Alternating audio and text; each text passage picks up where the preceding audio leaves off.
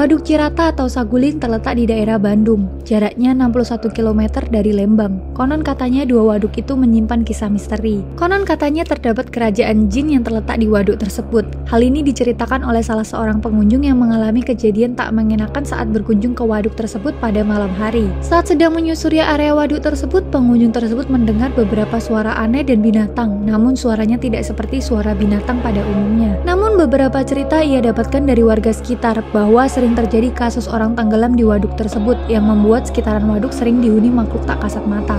Warga mengatakan di area waduk itu terdapat sebuah kerajaan jin yang dipercaya oleh masyarakat sekitar. Namun di area tersebut sering terdapat hantu yang menyerupai orang sedang memancing dan akan menemani saat terdapat pengunjung yang akan memancing.